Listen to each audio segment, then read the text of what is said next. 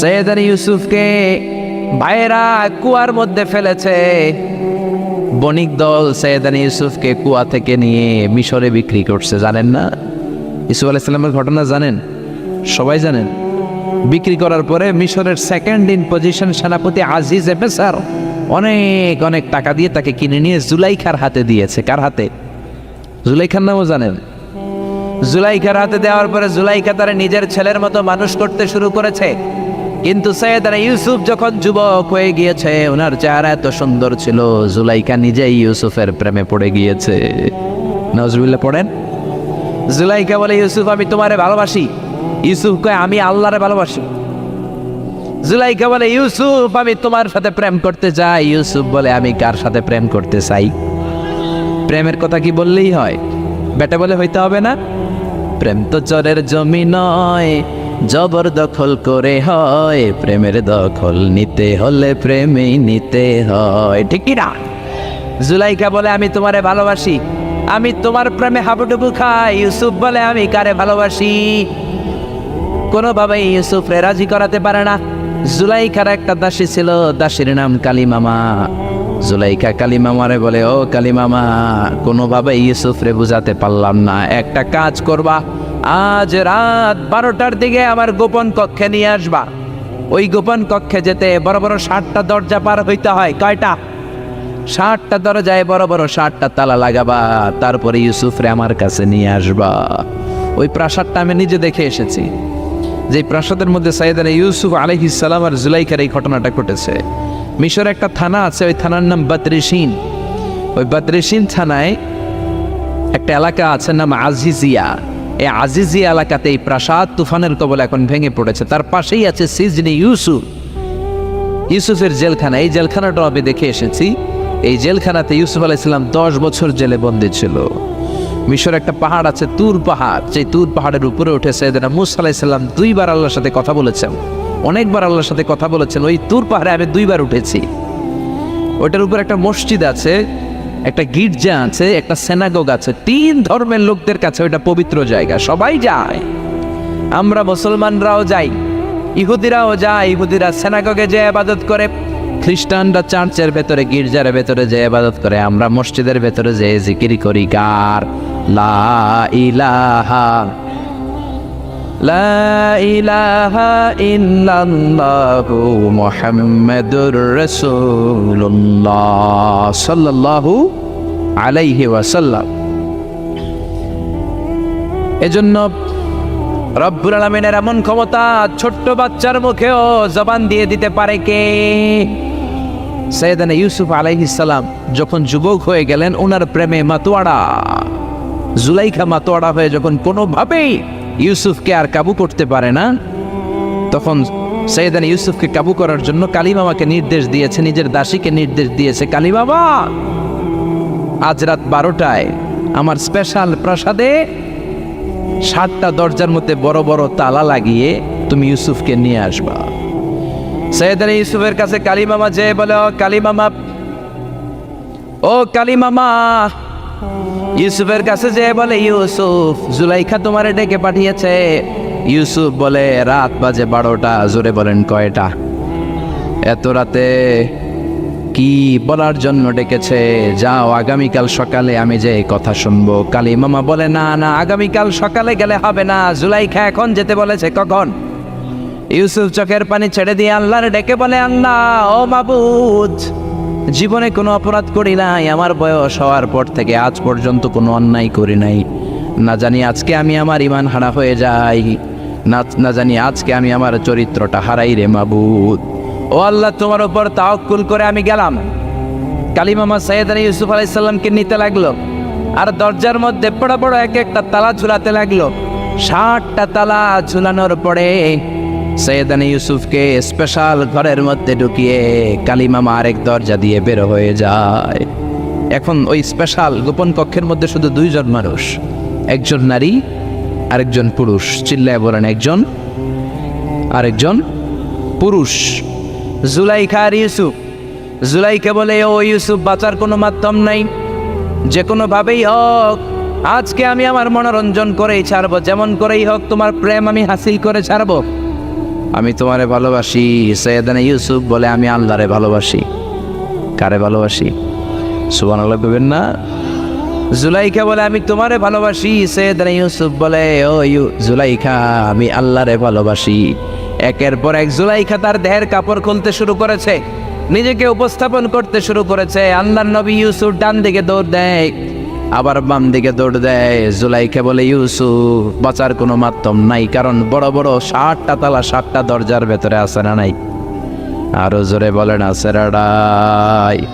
পালানোর কোনো মাধ্যম নাই, যে কোনো ভাবেই হোক আমার হাতে তোমার ধরা দিতে হবে। সৈয়দনা ইউসুফ চোখের পানি ছেড়ে আল্লাহরে ডেকে বলে আল্লাহ জীবনে কোনো অপরাধ করি নাই, এই বিপদ থেকে তুমি আমারে বাঁচাও। আল্লাহ বললেন জিব্রাইল যাও যাও তাড়াতাড়ি তুমি ইউসুফের কাছে যাও, আমার নবী ইউসুফরে বাঁচাও। আমার নবী ইউসুফের কানের সামনে যে বলো ইলানা হিয়াতিল বাব, দরজার দিকে দৌড়াও। কোন দিকে? আরো জোরে বলেন কোন দিকে? ইলানা হিয়াতিল বাব, দরজার দিকে দৌড়াও। সাইয়েদনা জিব্রাইল বলে আমি পৃথিবীতে আমার পুরো জীবনে মাত্র কয়েকটা সময়ে খুব দ্রুত বাতাসের বেগে নেমে এসেছি। এর মধ্যে ওই দিন যেদিন ইউসুফের কাছে ঈমান বাঁচানোর জন্য আল্লাহ আমারে পাঠিয়েছিল। আরেকদিন হচ্ছে যেই দিন ইসমাইলকে বাঁচানোর জন্য আল্লাহ আমারে দুম্বা দিয়ে পাঠিয়েছিল। আল্লাহু আকবার।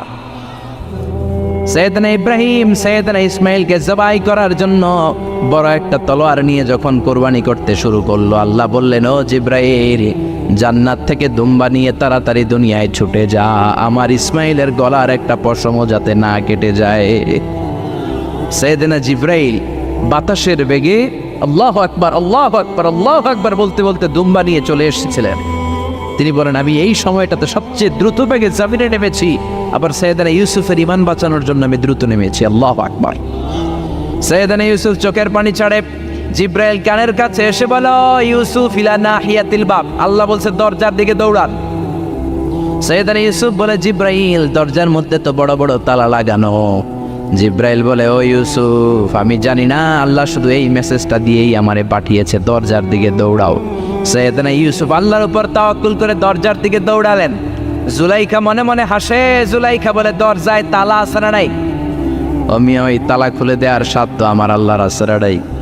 সৈয়দনা ইউসুফ যখন প্রথম দরজার কাছে যায়, কি আজীব তামাশা, প্রথম দরজার কাছে যাওয়ার সাথে সাথেই মুহূর্তের মধ্যে টাস টাস করে প্রথম দরজার তালা খুলে যায়। কোরআনের ভেতরে এই ঘটনা আছে না নাই? ওয়াগাল্লাকাতিল আবওয়াব ওয়া ক্বালাত হাইতা লাক ক্বালা মাআযাল্লাহ। 7টা দরজায় 7টা তালা মেরেছে। তিনি দৌড়াতে লাগলেন, একটার পর একটা দরজার তালাগুলো খুলে দিতে লাগলো কে? মুসার মতো ঈমান হলে রাস্তা হবে সাগর জলে, ইউসুফের মতন ঈমান হলে একে একে দরজা খোলে। ইব্রাহিমের মতন ঈমান যদি আজও থাকে বিদ্যমান, অগ্নিকুণ্ডে দেখতে পাবে খুবসুরত এক ফুলবাগান। সুবহানাল্লাহ। 6টা দরজার তালা খুলে যাওয়ার পরে 7ম দরজার সামনে যখন সৈয়দনা ইউসুফ এসেছে, আল্লাহু আকবার বলে দরজার মধ্যে ধাক্কা দেয়, কিন্তু দরজা খুলে না। পিছন দিয়ে জুলাইখা আসরা নাই, আউলাকে সে পাগলা বেশে জুলাইখাও দৌড় দিয়েছে সৈয়দনা ইউসুফকে ধরার জন্য। ঠিকই ধরে ফেলেছে। সৈয়দনা ইউসুফের জামায় ধরে টান দেয়াতে সৈয়দনা ইউসুফ আলাইহিস সালামের জামার পেছন দিয়ে ছিঁড়ে গিয়েছে। ইন দ্য মিন টাইম দরজাটাও খুলে গিয়েছে। দরজা খুলে যাওয়ার পরে দুইজন তাকিয়ে দেখে আজিজ মেসের দাঁড়ানো, জুলাইখার স্বামী দাঁড়ানো। জুলাইখার স্বামী এই দৃশ্য দেখে তো অবাক, কিরে রাত বাজে 2টা, ইউসুফ হাঁপাচ্ছে ঘামাচ্ছে আর জুলাইখার দেহের কাপড় চোপড়ের অবস্থা ভালো না। কি ঘটনা ঘটেছে আমার বলো। ফালিয়াতাকাল্লাম আহাদুকুমা শাইআন, দুজনের একজন আমাকে কিছু তো বলো। কেউ কিছু বলে না। জুলাইখা সামনে এসে বলে আজিজে মেসর, দুধ কলা দিয়ে আমরা এতদিন সাপ পুষেছি, আজকে গভীর রাতে 7 দরজায় 7টা তালা মেরে ইউসুফ আমার ইজ্জতহানির জন্য করে হামলা দিয়েছে। হাসানা মিসা সোরের মার বড় গলা, যুগে যুগে আসে না নাই? আইজে মেসর বলে তোমার কোনো সাক্ষী আছে? জুলাইখা কয় আছে। কে সাক্ষী? আমার দাসী কালী বাবা। এই কালী বাবা সত্যি নাকি? কয় 100% সত্য। এরকম সাক্ষী বাংলাদেশেও আছে না নাই? ঘটনার সময় জন্ম হয় নাই, ঘটনার সময় বয়স ছিল 2 মাস, কিন্তু সাক্ষী দেয়। ওই সাক্ষীর উপর ভিত্তি করে রায় হয়, ওই সাক্ষীর উপর ভিত্তি করে বিচার হয়, ওই সাক্ষীর উপর ভিত্তি করে জেল হয়, ফাঁসি হয়। আছে না নাই? জোরে বলেন আছে না নাই? আইজে মেসের বলে, ও ইউসুফ, কেমন করে এই কাজ করলা? তোমার মৃত্যুদণ্ড দেয়া হবে, এখনই মৃত্যুদণ্ড দেয়া হবে। জল্লাদের কাছে তোমার যাওয়ার দরকার নাই, জল্লাদ তোমার সামনে এসে এখনই তোমার ঘাড় কেটে ফেলবে, মাথাটা দেহ থেকে আলাদা করে দিবে। তোমার কোনো সাক্ষী থাকলে বলো। সাইয়েদনা ইউসুফ বলে, আমার কোনো সাক্ষী নেই। আল্লাহ বললেন, জিব্রাইল তাড়াতাড়ি যা, ইউসুফের কানের কাছে যে বল, জুলাইখার খালাতো বোন গতকাল প্রাসাদে বেড়াতে এসেছে। জুলাইখার খালাতো বোনের ছোট্ট একটা 2 মাসের দুধের বাচ্চা, ওইটার নাম হলো কিসিন। ইউসুফ, তুমি হাত তুলে বলো, কিসিন হলো আমার সাক্ষী। সুবহানাল্লাহ। আইজে মেসর বলে, আতুরিদু আন তাসখারা মিন্নি? ইউসুফ, এটা তুমি কি বলো? কিসিন কেমনে সাক্ষী দেবে? বয়স মাত্র 2 মাস, দুধ খায়, মায়ের কোলে কাঁদে। ইউসুফ বলে, আমি এত কিছু জানি না, কিসিন আমার সাক্ষী। কিসিনকে আনা হলো। সাইয়েদনা ইউসুফ কিসিনের মাথায় হাত বুলায় আর বলে, ও কিসিন, ইশহাদি বিল হক, আল্লাহর নামে তুই সত্য সাক্ষী দে। ছোট্ট 2 মাসের দুধের বাচ্চা কিসিন বড়দের মতো কথা বলতে শুরু করলো, বলতে আরম্ভ করলো, ইন কানা কামিসুহু কুদ্দা মিন কুবুলিন। সুবহানাল্লাহ পড়েন। ইন কানা কামিসুহু কুদ্দা মিন কুবুলিন ফাসাদাকাতু হুয়া মিনাল কাযিবিন ওয়া ইন কানা কামিসুহু কুদ্দা মিন দুবুরিন ফাকাযাবাতু হুয়া মিনাস সাদিকিন। ও আজিজে মিসর, ইউসুফের জামা চেক করো, জামার সামনের দিক দিয়ে ছেঁড়া হলে ইউসুফ দোষী, আর জামার পেছনের দিক দিয়ে যদি ছেঁড়া থাকে তোমার বউ জুলাইখা দোষী। জামার কোন দিক দিয়ে ছেঁড়া?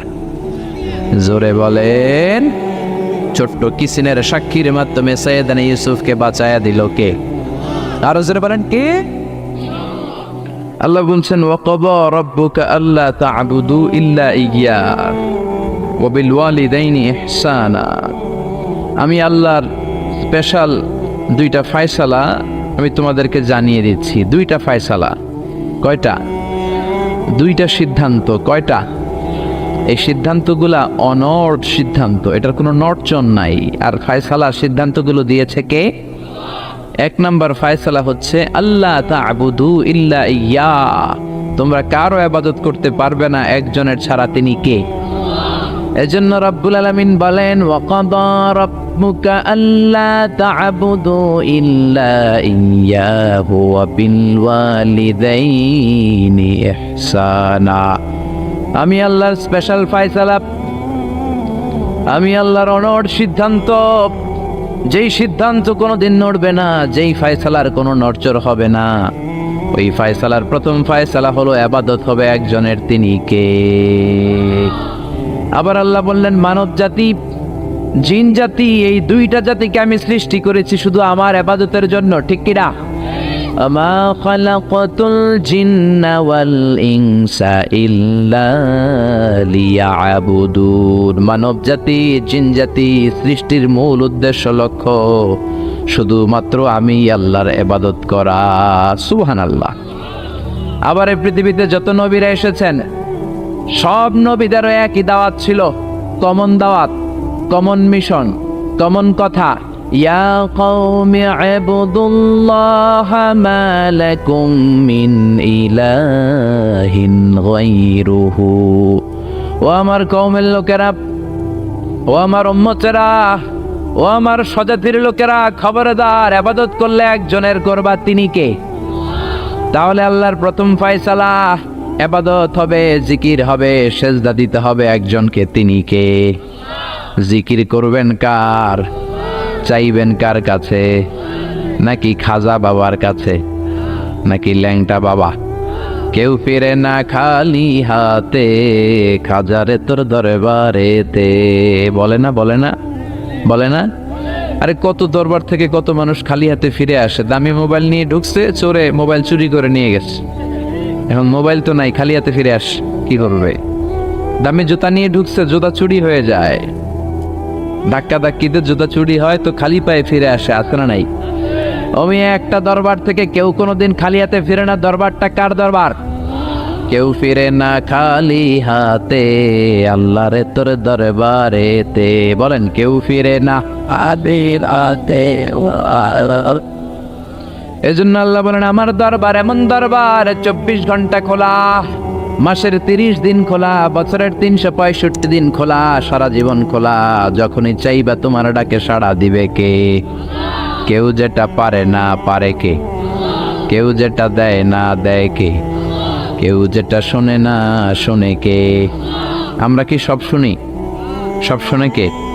আরো জোরে বলেন কে? ওই যে দেবিদ্বারে কি হইতেছে আপনি শুনতেছেন, মুরাদনগরে কি হয় আপনি শোনেন, আপনি দেখেন ঢাকায় কি হয় আপনি শোনেন, কোন জায়গায় কি ঘটতেছে আপনি জানেন, কিন্তু কেউ যেটা জানে না জানে কে? এত উপর থেকে 7 আকাশের উপরে, সিদরাতুল মুনতাহার উপরে, লাউহে মাহফুজের উপরে, বাইতুল মামুরের উপরে, আরশ কুরসি তার 70,000 নূরের পর্দার উপর থেকে তিনি এমন কুদরতি নজর দেন, সপ্ত জমিনের নিচেও যদি কোনো পিঁপড়া হাঁটে আল্লাহ এই পিঁপড়ার পায়ের আওয়াজটাও শুনতে পায়। এজন্য আল্লাহ বলে, গোলাম ইবাদত হবে শুধুমাত্র আমার। শুধুমাত্র কার? আল্লাযী ইউবাদ, যার ইবাদত করা হয়, যিনি ইবাদতের যোগ্য তিনি হলেন মাবুদ। আমাদের মাবুদ একজন, তিনি কে? এজন্য প্রত্যেক নামাজে আমরা আল্লাহরে বলি ইহদিনাস সিরাতাল মুস্তাকিম, ও আল্লাহ আমাদেরকে তুমি সিরাতুল মুস্তাকিম দাও। আল্লাহ বলে আমার ইবাদত কর, আমার ইবাদত করলে এটাই সিরাতুল মুস্তাকিম। সুবহানাল্লাহ কইবেন না? ওয়া আনি'বুদুনি হাযা সিরাতুম মুস্তাকিম, আমি এক আল্লাহর ইবাদত করলে তোমাদেরকে সিরাতুল মুস্তাকিম দিবে কে? এজন্য আল্লাহর ফয়সালা দুইটা, চিৎকার করে বলেন কয়টা? প্রথম ফয়সালা হলো ইবাদত একজনের, তিনি কে?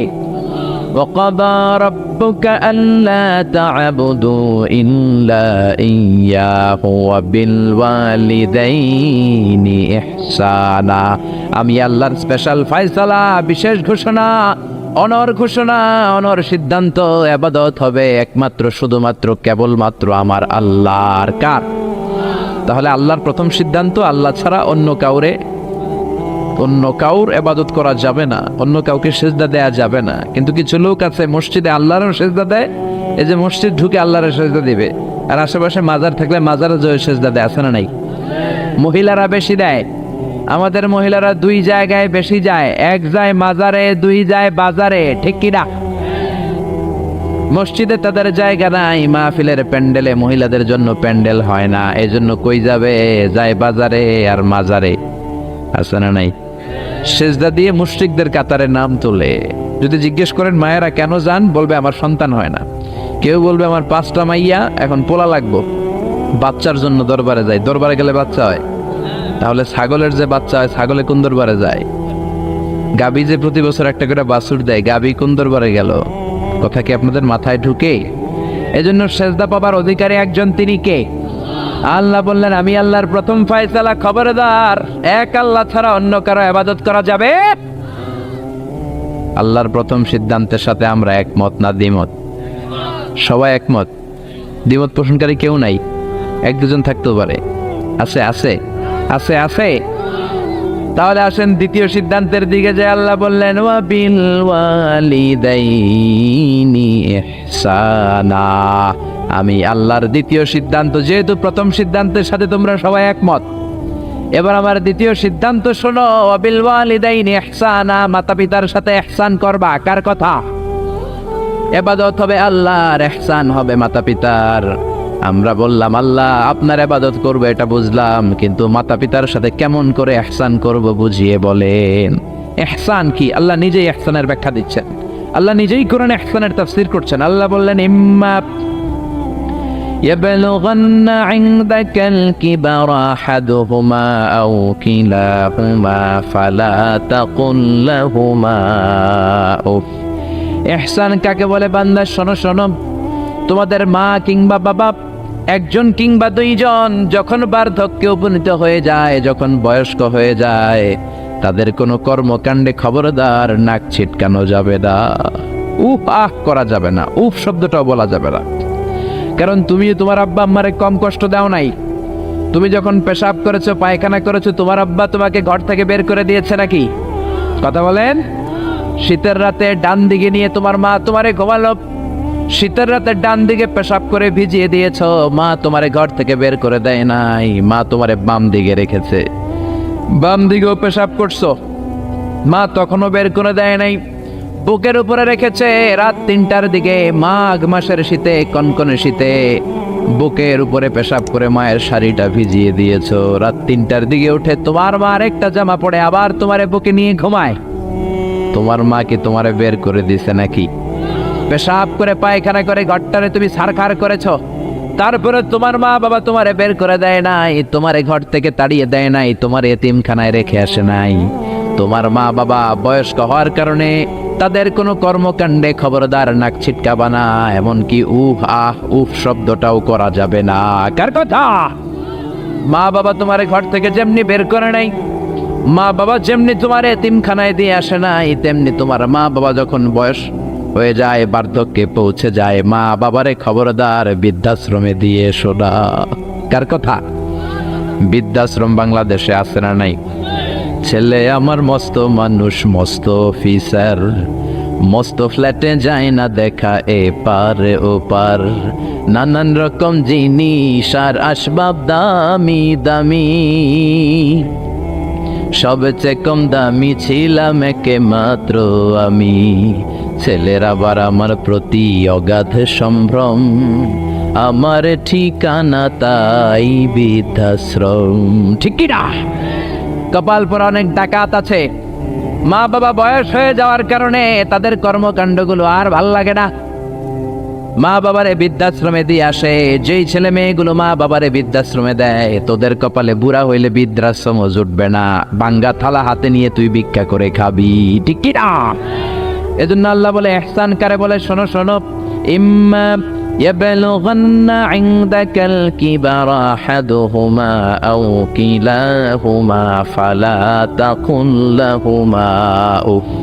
মা বাবা একজন কিংবা দুইজন যখন বার্ধক্যে উপনীত হয়ে যায়, খবরদার তাদের কোনো কাজে উফ শব্দটাও করো না। কে বললেন? জোরে বলেন না, কে বললেন? তারা পেশাব করবে, এটা তুমি পরিষ্কার করবা, না পারলে কাউরে দিয়ে করাবা। তারা যেমনি তোমারে বের করে দেয় নাই, তুমিও বের করে দিতে পারবা না, এটাই ইহসান। ঠিক কিনা? এজন্য আল্লাহ বললেন ওয়াবিল ওয়ালিদাইনি ইহসানা, মাতা পিতার সাথে ইহসান করবা, এটা আমার দ্বিতীয় সিদ্ধান্ত। আমরা বললাম আল্লাহ ইহসানের ব্যাখ্যা কি? আল্লাহ বললেন মা বাবা একজন কিংবা দুইজন যদি বয়স্ক হয়ে যায়, তাদের কোনো কাজে নাক ছিটকানো যাবে। 2 নম্বর ইহসানের ব্যাখ্যা, ওয়ালা তানহারহুমা, মা বাবারে ধমক দিও না। মা বাবারে ধমক দেয় এরকম বেয়াদব আছে না নাই? এরকম ডাকাইত আছে না নাই? এই এলাকায় নাই? অন্যান্য সবার সাথে খুব মিষ্টি ভাষায়, ভদ্র, খুব প্রেস্টিজিয়াস লোক, কিন্তু মায়ের সাথে খারাপ আচরণ, ধমকি দিয়ে কথা বলে, ঝিড়কি দিয়ে কথা বলে, মারে ডাকে বুড়ি, বাবারে ডাকে বুড়া, এরকম ডাকাত আছে না নাই? কেমন করে মারে তুমি বুড়ি বলে ডাক দাও? তোমার মা বাবা তো বুড়া বুড়ি হয়েছে তোমার কারণে, তোমারে মানুষ করতে যে তারা তাদের জীবন যৌবন শেষ করেছে, তোমারে লেখাপড়া করাতে যে তারা তাদের জমি জমা হারিয়েছে, তোমারে বিদেশে পাঠাতে যে তারা তাদের ভিটে মাটা ছাড়া হয়েছে। কেমন করে মারে তুমি বুড়ি ডাকো, বাবারে তুমি বুড়া ডাকো? খবরদার, আল্লাহ বললেন ওয়ালা তানহারহুমা, আব্বা আম্মা কাউরে তোমরা ধমক দিও না। ধমক দেওয়া যাবে? কথা বলেন। এরপর আল্লাহ বললেন ইহসানের 3 নম্বর ব্যাখ্যা, ওয়াকুল লাহুমা কওলান কারীমা, মা বাবা দুইজনের সাথে ভালো আচরণ করো, কোমল ভাষায় কথা বলো। কার আইন? আইনটা কার?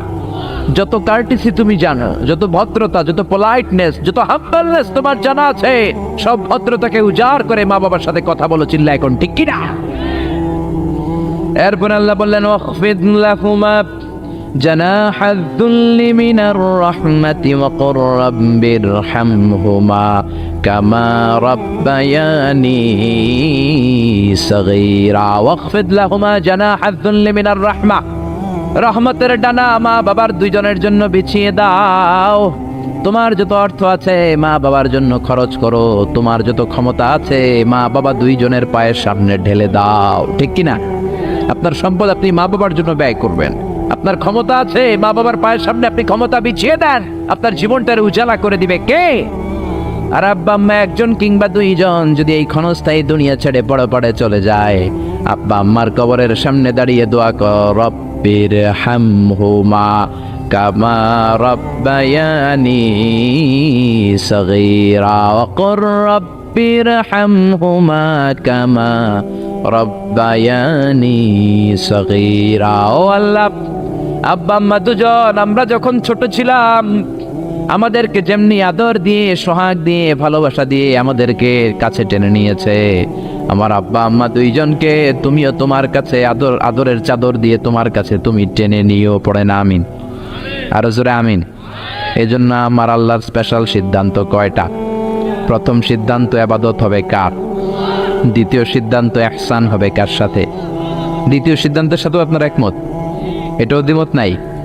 এই জন্য ইবাদত হবে আল্লাহর, ইহসান করতে হবে মাতা পিতার সাথে। ইহসান মানে ভালো আচরণ, ইহসান মানে খেদমত করা, ইহসান মানে কোমল ভাষায় কথা বলা, ইহসান মানে মা বাবা বেঁচে না থাকলে কবরের সামনে দাঁড়িয়ে দোয়া করা, ইহসান মানে টাকা পয়সা সব মাতা পিতার পায়ের সামনে বিছিয়ে দেয়া। ঠিক কিনা? এই পৃথিবীতে যত ভালো কাজ আছে এই সবগুলো ভালো কাজকে যদি একসাথে র্যাঙ্কিং করেন, র্যাঙ্কিং এ উপরের দিকে চলে যাবে মা বাবার খেদমত। কোন সুবহানাল্লাহ। এই জন্য এক সাহাবী বিশ্বনবীরে বললেন, ইয়া রাসূলুল্লাহ, ইয়া হাবিবাল্লাহ, আইয়ুল আ'মালি আফদাল। ও নবী, এই পৃথিবীর বুকে সব চাইতে ভালো আমল কোনটা? বিশ্বনবী বললেন, 3টা কাজ পৃথিবীর বুকে সব চাইতে ভালো। জোরে বলেন কয়টা? 1 নম্বরে as-সালাতু ফি ওয়াক্তিহা, সময় মতো নামাজ। সময় মতো যদি আজান দেওয়ার সাথে সাথে জামাতে তুমি সালাত আদায় করো, এর চেয়ে ভালো কাজ আল্লাহর জমিনে হতে পারে? তাহলে প্রথম ভালো কাজ হলো সালাত। প্রথম ভালো কাজ কি? কুরবানির ঈদে গরুর গোশতের সাথে যে সালাত খান ওইটা নাকি? হ্যাঁ, এই মসজিদে যে সালাত আদায় করি, ঠিক কি না? সালাতে কায়েম করো, সালাতে কায়েম করো, হবে সম্মানী তুমি, হবে জান্নাতি তুমি, হবে সম্মানী তুমি, হবে জান্নাতি তুমি, দিবে কাল হাসরে শীতল ছায়া আরশে আজিম, রাব্বিয়াল আলা রাব্বিয়াল আযীম। আল্লাহু আকবার। এজন্য বিশ্বনবী বললেন 1 নাম্বার ভালো কাজ হলো সময় মতো নামাজ। 2 নাম্বার সবচাইতে শ্রেষ্ঠ কাজ হলো বিররুল ওয়ালিদাইন, মাতা পিতার খেদমত করা। 3 নাম্বারে আল জিহাদু ফি সাবিলিল্লাহ, আল্লাহর রাস্তায়, আল্লাহর জমিনে আল্লাহর দ্বীন বাস্তবায়নের জন্য, দ্বীনের আন্দোলন করার জন্য, দ্বীনকে প্রতিষ্ঠা করার জন্য জিহাদ করা। ওই জিহাদ হলো 3 নাম্বারের ভালো কাজ। তার মানে এই পৃথিবীর শ্রেষ্ঠ আমলগুলোর মধ্যে মা বাবার খেদমতটা আছে না নাই? আবার আরেক হাদিসে বললেন, বিশ্বনবী বললেন, মা বাবার খেদমত করা জিহাদের চাইতেও বেশি সওয়াব। সুবহানাল্লাহ। বাড়িতে যে কইেন, চিল্লায় পড়েন আল্লাহু আকবার। এক সাহাবী আসলো বিশ্বনবীর কাছে, ইয়াস্তাযিনুহুল জিহাদ, এসে বলল, নবী আমারে অনুমতি দেন, আমি জিহাদের ময়দানে যেতে চাই। বিশ্বনবী বললেন, ও সাহাবী, তোমার আব্বা আম্মা কেউ বেঁচে আছে নাকি? সাহাবী বললেন, আছে। বিশ্বনবী বললেন, জিহাদে যাওয়ার দরকার নাই, ফাফিহিমা ফাজাহিদ, ঘরে যাও, বাবা মার খেদমত করো। মা বাবার খেদমত করলে ঘরে বসেই জিহাদের সওয়াব পাবা। আপনার আব্বা আম্মা যদি খুশি হয়, খুশি হয়ে যায় কে? আব্বা আম্মা বেজার হলে বেজার হয় কে? রিদার রাব্বি ফি রিদাল ওয়ালিদ ওয়া সাখাতুর রাব্বি ফি সাখাতিল ওয়ালিদ। আপনার বাবা মা যদি আপনার উপর খুশি হয়ে যায়, রব্বুল আলামিন আরশের উপর থেকে আপনার উপর খুশি হয়ে যায়। সুবহানাল্লাহ বলেন। এজন্য মা বাবার দোয়া নেওয়ার দরকার আছে না নাই? বাবা হলো আমাদের বড় পীর সাহেব, মা হলো সবচেয়ে বড় ওলি। পৃথিবীর সবগুলো ওলি মিলে যদি একটা গ্লাসের পানির মধ্যে পুরো কোরআন খতম করে ফু দেয়, আর আপনার আম্মা জান যদি শুধু বিসমিল্লাহ পরে আরেকটা গ্লাসের পানির মধ্যে ফু দেয়, আল্লাহর কসম আপনার মা যেই গ্লাসের পানিতে ফু দিয়েছে ওই দোয়াটা সবার আগে কবুল হয়ে যাবে। কি বরকত, কি নিয়ামত। ঘরের মধ্যে থুইয়া আমরা কই যাই? ডাব লইয়া, লাউ লইয়া, মুরগি লইয়া, ঠিক কি না? এজন্য খেদমত করতে হবে মা বাবার, দোয়া নিতে হবে মা বাবার কাছে। অনেক কপাল পোড়া আছে মাজারে যে মশারি দেয়, কিন্তু নিজের বাবারে মশাই কামড়ায়, মারে মশাই কামড়ায়, আছে না নাই? মাজারে মশারি ডাঙায় রাখে, ওর বাবারে কামড়াবে। বন্ডের এক শের, ঠিক কিনা? এই বন্ডের সাথে, বন্ডামির সাথে ইসলামের কোনো সম্পর্ক? দো দিল বান্দা কালমা চোর, না পায় শ্মশান না পায় ঘোর, দিন থাকিতে আয়রে পথে ছাইড়া দে ভণ্ডামি, ভণ্ডামি ভণ্ডামি ভণ্ডামি। এদেশে ভণ্ডামি আছে না নাই? এলাকা একটু কম না? নামাজ কালাম পড়ে না, ইবলিস শয়তানের নানা, আছে না নাই? নামাজ রোজা করে না, ইবলিস শয়তানের নানা, ধর্মের একখান খুঁটি ধইরা কয়দিন করবা হয়রানি। ভণ্ডামি ভণ্ডামি ভণ্ডামি, ছাইড়া দে ভণ্ডামি, ঠিক কি না? এজন্য এই ভণ্ডামির সাথে ইসলামের কোনো সম্পর্ক নাই। অনেক কপাল পোড়া মাজারে যে মশারি টাঙায়, কিন্তু নিজের মায়ের মশাই কামড়ায়, নিজের বাবারে মশাই কামড়ায়, আছে না নাই? পৃথিবীর সবাই মিলে দোয়া করলেও কবুল নাও হতে পারে, কিন্তু মা দোয়া করার সাথে সাথে এই দোয়াটা কবুল করে নেয় কে? এজন্য বিশ্বনবী বললেন, জান্নাত তোমাদের মায়ের পায়ের তলায়। আল জান্নাতু তাহতা আকদামি উম্মাহাতিকুম। ও দুনিয়ার মানুষেরা শোনো শোনো, 8টা জান্নাত আমি তৈরি করে রেখেছি তোমাদের জন্য, আর এই জান্নাতগুলো আছে তোমাদের মায়ের পায়ের তলায়। ওগো মা তুমি এই ধরনের শ্রেষ্ঠ নেয়ামত, তোমারই পদ তলে রয়েছে জান্নাত। ওগো মা তুমি এই ধরনের শ্রেষ্ঠ নেয়ামত, তোমারই পদ তলে রয়েছে জান্নাত। সুবহানাল্লাহ পড়েন। আমি এই পৃথিবীর পুরুষ মানুষগুলোর পায়ের নিচে থাকে জুতা, জুতার নিচে থাকে মাটি আর বালি, আর এই পৃথিবীর মহিলা মানুষদের মায়েদের পায়ের নিচে আল্লাহর জান্নাত আছে না নাই? জোরে বলেন।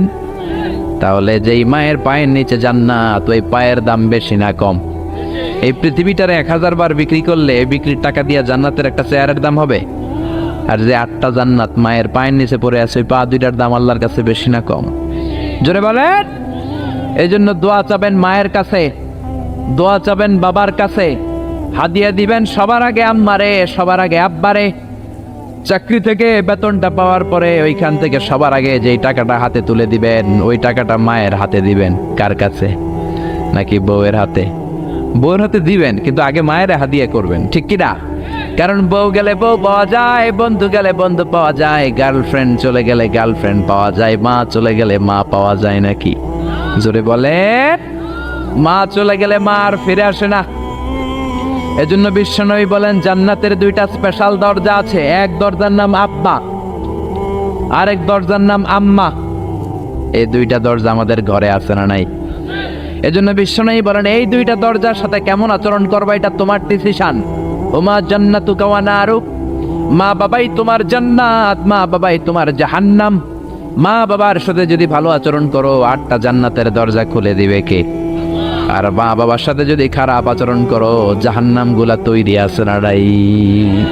মা বাবা যদি হিন্দু হয়, যদি বৌদ্ধ হয়, যদি খ্রিস্টান হয়, নাস্তিক হয়, তারপরেও মা বাবার সাথে ভালো আচরণ করতে হবে। নাকি হিন্দু হওয়ার কারণে বাদ দিয়ে দিবেন? বাংলাদেশে এরকম অনেক হিন্দু ফ্যামিলি আছে, ওই ফ্যামিলির ছেলে তাফসির মাহফিল আইসা কোরআনের কথা শুই না, মুফাসসিরে কোরআনের হাতে হাত রেখে কালিমা পড়ে মুসলমান হয়ে গেছে, আছে না নাই? কিন্তু মা মুসলমান হয় নাই, বাবা মুসলমান হয় নাই। খবরদার, মা বাবা হিন্দু থাকলেও তোমার মা বাবা তার জন্য খরচ করবা, ভালো আচরণ করবা, তার কাছ থেকে আশীর্বাদ নিবা। মা বাবার দোয়া আশীর্বাদ কবুল করে নেয় কে? এটা হিন্দু হোক, বৌদ্ধ হোক, নাস্তিক হোক, কোনো বিষয় না। আসমা বিনতে আবি বকর বিশ্বনবীর শালী। বিশ্বনবীর শালীর নাম কি? আসমা বিনতে আবি বকর। বিশ্বনবীরে বললেন, নবী আনা মুসলিমা, আমি মুসলিমা, আমার আম্মা মুশরিকা, আফা আসলুহা, বুখারীর বর্ণনা। এখন আমি কি করব? আম্মা যদি আমার কাছে আসে, আম্মা জানের সাথে ভালো আচরণ করব নাকি? আম্মা তো মুশরিকা, আমি মুসলিমা। বিশ্বনবী বললেন, খবরদার, মুশরিকা হোক কাফেরা হোক, সিলিহা, মা বাবার সাথে ভালো আচরণ করো। অবশ্যই তোমার মায়ের দোয়া তুমি নিবে, অবশ্যই তোমার মায়ের সাথে তুমি ভালো আচরণ করবে। চিল্লা এখন, ঠিক কিনা? এই পৃথিবীতে অনেক নবী ছিল, যেই নবীদের বাবা ছিল মুশরিক কাফের, আছে না নাই? সাইয়েদনা ইব্রাহিম, গোটা মুসলিম মিল্লাতের পিতা, জাতির পিতা সাইয়েদনা ইব্রাহিম আলাইহিস সালাম, উলুল আজমে মিনার রাসূল, জালিল কাদর পয়গম্বর, কিন্তু ওনার আব্বা কালিমা পড়ে মুসলমান হয় নাই। বাবার নাম কি? আযর। মুশরিক, মূর্তি বানাইতো, মূর্তি বানানোর ইন্ডাস্ট্রি ছিল তার বাবা। চিল্লা এখন, ঠিক কিনা? তাই বলে কি বাবার সাথে খারাপ আচরণ করছে? বাবারে গালি দিছে? ইয়া আবাতি লিমা তা'বুদু মা লা ইয়াসমাউ ওয়া লা ইউবসিরু ওয়া লা ইউগনি আনকা শাইআ। শ্রদ্ধা সহকারে, সম্মান সহকারে বাবারে নসিহত করেছ, বাবা কেন আপনি ওই মূর্তির পূজা করেন যেই মূর্তি কানে শোনে না, যেই মূর্তি চোখে দেখে না, যেই মূর্তি ভালো মন্দ আপনার কিচ্ছু করতে পারে না, ওই মূর্তির পূজা কেন করেন? সম্মানের সাথে বাবারে দিনের দাওয়াত দিলেন, কিন্তু বাবার সাথে কোনোদিন খারাপ আচরণ করে নাই। সুবহানাল্লাহ। এজন্য আল্লাহ বলেন আমার ফয়সালা দুইটা। কয়টা? ইবাদত হবে কার আর ইহসান হবে কার সাথে? বিশ্বনবী বললেন ইহসান করবা না কেন? কারণ এই মা বাবা এমন রহমত, মা বাবার চেহারার দিকে তাকালেই সওয়াব আছে না নাই? বিশ্বনবী বলতেন নাযার ইলা সালাসাতি আশিয়া ইবাদাত, তিনটা জিনিসের দিকে রহমতের নজর করে তাকালে আমলনামায় সওয়াব দেয় কে? এক নম্বরে নাযার ইলাল মুসহাফ, কোরআনের দিকে রহমতের নজরে তাকালে সওয়াব আছে না নাই? দুই নম্বরে নাযার ইলাল কাবা, হজ করতে গেলেন, উমরা করতে গেলেন, কাবার দিকে নজর দেওয়ার সাথে সাথে সওয়াব আছে না নাই? তিন নম্বরে নাযার ইলা ওয়াজহিল ওয়ালিদাইন, মাতা পিতার চেহারার দিকে রহমতের নজরে একবার তাকালে কবুল হজের সওয়াব দিবে কে? এক সাহাবী বললেন ও নবী গো, ওয়ালাউ মিআ মাররা, 100 বার যদি আমি আমার আম্মার চেহারার দিকে রহমতের নজরে তাকাই তাহলে কি 100টা কবুল হজের সওয়াব হবে নাকি? বিশ্বনবী বললেন নাম, ওয়ালাউ মিআ মাররা, 100 বার নজর করে তাকালে 100টা কবুল হজের সওয়াব হয়ে যাবে। 4 লক্ষ টাকা খরচ করে আপনি হজ করে আসছেন, বুকে হাত দিয়ে বলতে পারবেন যে হজটা কবুল? বলতে পারবেন? কোনো গ্যারান্টি ওয়ারেন্টি আছে? আছে আছে। কিন্তু মা বাবার চেহারার দিকে নজর করলে কবুল হজের সওয়াব আমলনামায় দিবে কে? মা বাবা এমন জিনিস, দোয়া করলেই কবুল। মুহূর্তের মধ্যে মায়ের দোয়া কবুল করে কে? মায়ের শুধু দোয়াটাই কবুল না, বদদোয়াটাও কবুল। যদি শুধু দোয়াটা কবুল হইতো তাহলে বলতে পারতাম আরে দোয়া না করলে কি হয়েছে। কিন্তু শুধু দোয়াই না, দোয়াও কবুল, বদদোয়াও, দোয়াও কবুল, বদদোয়াও। এজন্য মা বাবার ছেলে মেয়েদের উদাহরণ হচ্ছে তরমুজ আর ছুরির মতো। মা বাবা হলো ছুরি, ছেলে মেয়ে হলো তরমুজ। তরমুজ নিচে রেখে উপর থেকে ছুরি মারলে তরমুজ কেটে যায়, আবার নিচে ছুরি রেখে উপর থেকে তরমুজ ফেলে দিলেও তরমুজ কেটে যায়। উভয় অবস্থায় তরমুজ কেটে যায়, ছুরির কিছু হয় না, ঠিক কি না? আপনি বুলেট মারলে অনেক সময় বুলেট মিস হতে পারে, নাকি বুলেট মিস হয় না? গুলি মারলে হয় না? হয় না? ড্রোন হামলা করলেন, মিসাইল হামলা করলেন, মিস হতে পারে, কিন্তু মায়ের দোয়া, জোরে বলেন না, মিস হবে? এজন্য বিশ্বনবী বলতেন সালাসু দাওয়াতিন মুস্তাজাবা, 3 ব্যক্তির দোয়া মুহূর্তের মধ্যে কবুল হয়ে যায়। 1 নম্বরে হলো দাওয়াতুল মুসাফির, মুসাফিরের দোয়া কবুল করে কে? 2 নম্বরে দাওয়াতুল মাজলুম, অত্যাচারিত ব্যক্তির দোয়া কবুল করে কে? 3 নম্বরে দাওয়াতুল ওয়ালিদাইনি লিওয়ালাদিহি, মাতা পিতার দোয়া, যখন মাতা পিতা ছেলে মেয়েদের জন্য দোয়া করে ওই দোয়াটাও কবুল করে কে? মাতা পিতার দোয়াও কবুল, বদদোয়াও। জোরে জোরে বলেন, দোয়াও কবুল, বদদোয়াও। বদদোয়া করলেও কবুল হয়ে যাবে। বুখারীর বর্ণনা, জুরাইজ নামে এক আল্লাহর ওলি ছিল। আল্লাহর ওলির নাম কি? আরো জোরে বলেন। জুরাইজ নামে এক আল্লাহর ওলি ছিল, বনি ইসরায়েলের অনেক বড় আবেদ। পাহাড়ের উপরে ওনার গির্জা, ওই গির্জার মধ্যে রাত্রিবেলায় তাহাজ্জুদ পড়তে পড়তে আল্লাহর ওলি হয়ে গেছে। ওই গির্জার পাশে ছোট্ট ঘর থাকে তার মা, রাত্রিবেলায় তাহাজ্জুদের নামাজ পড়ছেন। ওমিয়া তাহাজ্জুদ ছাড়া আল্লাহর ওলি হওয়া যায় নাকি? আমিনাল লাইলি ফাতাহাজ্জাদ বিহি নাফিলাতান লাকা আসা আন ইয়াবআসাকা রাব্বুকা মাকামাম মাহমুদা। তাহাজ্জুদের নামাজ পড়লে আপনার মর্যাদা বাড়ায় দিবে কে? উনি তাহাজ্জুদের নামাজ পড়তেছেন, রাত 2টা। ওনার মা ডাক দিল, ইয়া জুরাইজ, ও জুরাইজ। জুরাইজ মনে মনে ভাবে, হায় হায়, নামাজেও দাঁড়াইলাম, মায়েও ডাক দিল, এখন কি করি? নামাজ পড়বো না মায়ের ডাকে সাড়া দেব? মনে মনে ভাবলো নামাজটা পড়ে নেই, 2 রাকাতের নামাজ, বেশি সময় লাগবে না। নামাজের পরে মায়ের কাছে যাব, হয়তো মায়ের পিপাসা লেগেছে, পানি খাবে। মায়ের ডাকে সাড়া দেয় নাই। কিছুক্ষণ পর আবার মা তার ডাক দিল, ইয়া জুরাইজ, ও জুরাইজ। জুরাইজ আবার নামাজ চালিয়ে গেল। মনে মনে ভাবলে একটু পরে যাই, নামাজটা শেষ করেই মায়ের কাছে যাব। মা কিছুক্ষণ পরে আবার ডাক দিল, জুরাইজ। জুরাইজ বলে, হায় হায়, মা তো শুধু ডাকতেই থাকে, নামাজ পড়ে মায়ের কাছে যাব। কিন্তু মায়ের সহ্য হয় নাই, মায়ের মনে কষ্ট চলে আসছে। মা মনে ব্যথা পেয়ে গেছে, ব্যথা পাওয়ার সাথে সাথে বদদোয়া করে ফেলছে। আর ওই বদদোয়া কবুল করে ফেলছে কে?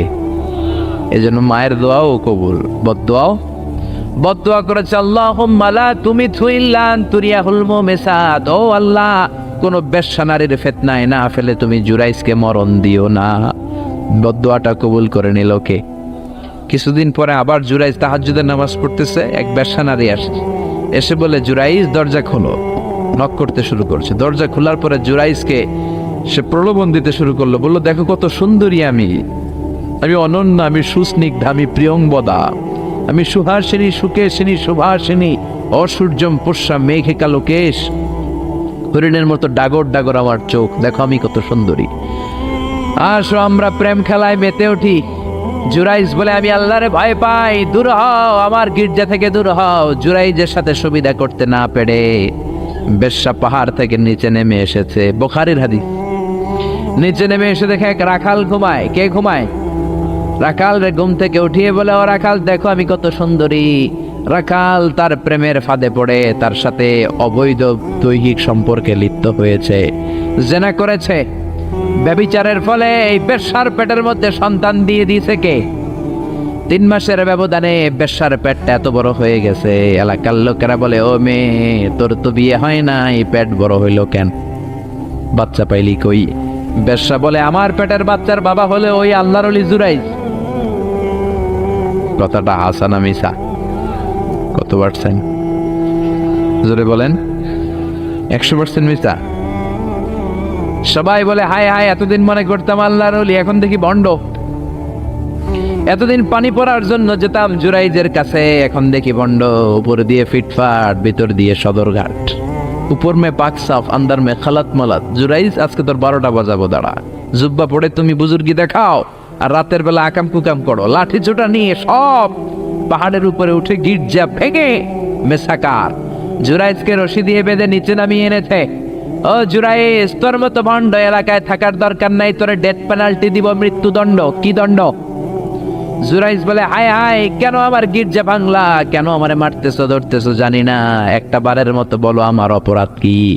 সবাই বলে, জুরাইজ, তোর মতো ভণ্ড এই তল্লাটে কেউ নাই। জুরাইজ বলে, ঠিক আছে, আমারে মৃত্যুদণ্ড দিও, আগে বলো অপরাধ কি? সবাই বলে, এই বেশ্যা নারীর সাথে তুই পাপ কাজে লিপ্ত হয়েছিস। এই মহিলার পেটের মধ্যে যেই বাচ্চা, ওই বাচ্চার বাবা হলি তুই জুরাইজ। জুরাই বলে, আল্লাহ, কোন বিপদে তুমি আমারে ফালাইলা? কিছুই তো জানি না আমি, আমার তো কোনো দোষ নাই। বুঝ হওয়ার পর থেকে কোনো পাপ কাজে আমি আল্লাহ লিপ্ত হই নাই, তুমি আমারে বাঁচাও। ও মিয়া, বিপদে পড়লে আমাদেরকে বাঁচায় কে? জুরাইজ বলে, ঠিক আছে, আমারে মৃত্যুদণ্ড দিও, কিন্তু আমার শিরচ্ছেদ করার আগে 2 রাকাত নামাজ পড়ার সময় দাও। জুরাইজ 2 রাকাত নামাজ পড়ে চোখের পানি ছেড়ে দিয়ে আল্লাহর ডেকে বলে, আল্লাহ, তুমি যদি এক হও, তুমি যদি লাম ইয়ালিদ ওয়া লাম ইউলাদ হও, আজকে আমি 1000 মানুষের সামনে ওই বেশ্যা নারীর পেটের বাচ্চাটারে প্রশ্ন করব, তুমি বাচ্চার মুখের জবান খুলে দিও। ওই বাচ্চার মুখের জবান খুলে দেওয়ার ক্ষমতা আল্লাহর আছে না নাই? শিওর? সন্দেহ লাগে না তো? আল্লাহর এত ক্ষমতা, পেটের একটু বাচ্চা কথা বলবে?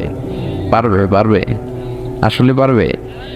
ও আল্লাহ, তুমি যদি এক হও, তুমি যদি সব ক্ষমতার অধিকারী হও রব্বুল আলামিন, আমি বেশ্যার বাচ্চার পেটের দিকে তাকিয়ে নজর করে বলবো, ও বাচ্চা, তুমি কথা বলো। আল্লাহ, তুমি ওই পেটের বাচ্চার মুখের জবান খুলে দিও। সুবহানাল্লাহ, সুবহানাল্লাহ, চিল্লায় পড়েন আল্লাহু আকবার।